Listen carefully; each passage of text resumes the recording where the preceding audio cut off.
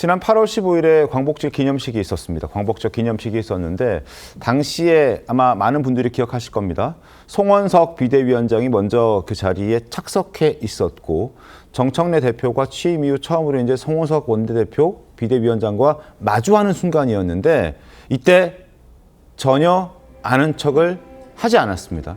여러 사람과 지금 인사를 나누는 정청래 당대표인데 유독 한 사람만 눈길 주지 않고 악수도 하지 않고 심지어 바로 옆자리에 앉는 두 사람인데 완전 투명인간 취급하는 그런 모습을 확인할 수 있었습니다.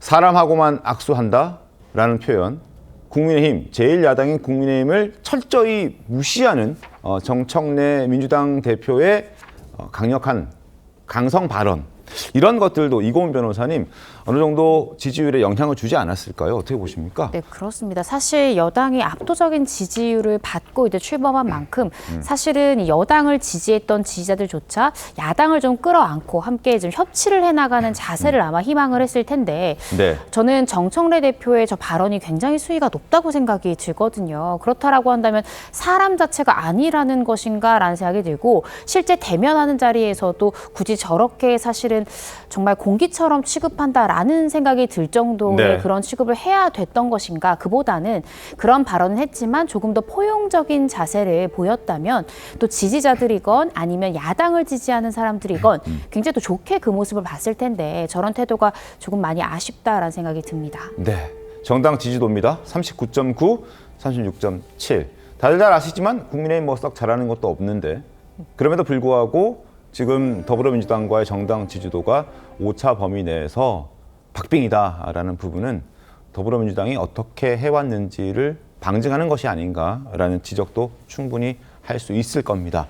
자, 여야 관계가 이렇게까지 악화된 그 발단은 정청래 대표의 발언 때문이라는 지적들이 많습니다. 논란이 된 정청래 대표의 발언과 또 광복절 기념식에서 무슨 일이 있었는지 참석했던 송원석 원내대표의 목소리도 함께 들어보겠습니다. 정청래 대표가 바로 옆자리에 앉았는데 뭐 악수도 못했고 대화도 못했습니다. 예, 뭐 그건 거기까지 말씀드리고 저도 사람하고 대화를 합니다. 거기에 대한 사과와 반성, 그것이 먼저입니다. 그러지 않고 저는 그들과 악수하지 않을 것입니다. 대통령이 오늘 저녁 행사에도 좀 오시죠라고 얘기를 합니다. 대관식하는 그런 자리를 만들어 놓고 오라고 하는 게 그게 말이 되겠습니까? 그래서 제가 그냥 조용히 얘기했습니다. 우리는 가지 않겠습니다. 정우상 논설위원님, 지금 사면 영향, 뭐 대통령의 사면 영향, 그리고 정청래 대표의 어떤 강경 일변도의 어떤 스탠스, 뭐 이런 것들이 이제 대통령의 국정수행 평가의 악영향 플러스 정당 지지도의 하락 뭐 이런 영향을 줬다고 생각이 되는데 앞으로는 좀 이러한 일방통행이 바뀔까요? 이런 여론조사 영향을 받아서? 글쎄요, 이제 제 생각에는 네. 그 지금 국민의힘이나 민주당이나 이제 이 오차범위 내로 줄어든 네. 여론조사 성적표를 보고 각자 다른 생각을 할 겁니다. 뭐냐면 네. 민주당 입장에서 우리 지지층들의 지지 강도가 약해졌구나. 우리 지지층들이 더 힘을 낼 수 있는 더 강력한 더 강력한? 카드를 꺼내야겠다라는 어허. 생각을 할 수 있습니다.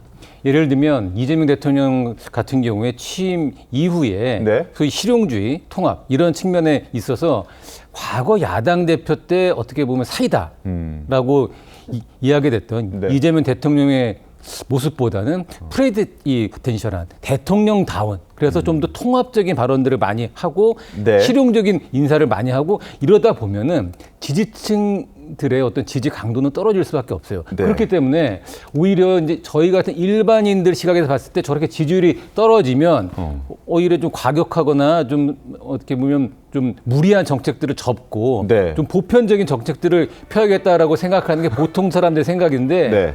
민주당에서는 이제 정말 우리 지지층들이 환호할 수 있는 본격적인 카드를 꺼내야겠다. 그래서 더 센 걸 꺼내야겠구나. 이번 시부터 뭐 노란봉투법 시작부터 시작해서 맞아요. 3법 예. 개정안 2차 개정안부터 시작해서 아마 본인들의 지지층들이 환호할 수 있는 정책을 펴야 지지율이 올라갈 거라고 생각을 할 겁니다. 그리고 마찬가지로 국민의힘 역시 사실 뭐 국민의힘이 지금 이 대통령 취임한 다음에 뭐 아무것도 한 게 없잖아요, 사실.